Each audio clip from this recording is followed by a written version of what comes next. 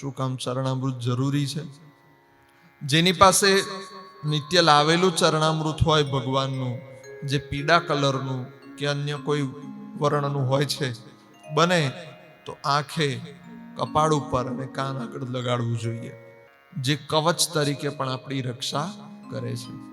અને જો એ પણ ચરણામૃત ના હોય તો બાલકૃષ્ણને આપણે સવારમાં એની સેવા કરીએ. પૂજ્ય ડોંગરેજી મહારાજ શ્રી હંમેશા કહેતા કે બાલકૃષ્ણની સેવા કરીએ.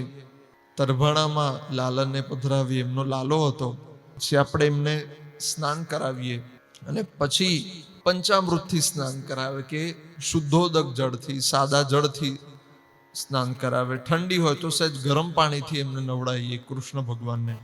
અને પછી જે જળ વધે તે જળ આપણે આંખોમાં, કપાળ ઉપર, કાન ઉપર, માથા ઉપર અને થોડુંક એનું કિંચિત પાન કરી લેવું, તો એ કવચ રૂપે આપણી રક્ષા પણ કરે અને આજે બધું અનિષ્ટનું નિવારણ પણ જલ્દીથી કરે. તો એ રીતના પણ આપણે ચરણામૃત ભેગું કરી શકીએ છીએ. અને ઘણા જલ સિદ્ધ પણ કરતા હોય છે.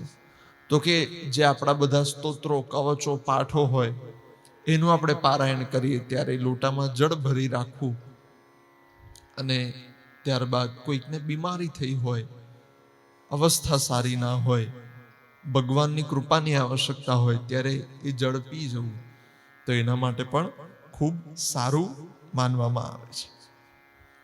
તો એ રીતના અલગ અલગ તત્વોનો, અલગ અલગ વસ્તુઓનો એ રીતનો મહિમા છે.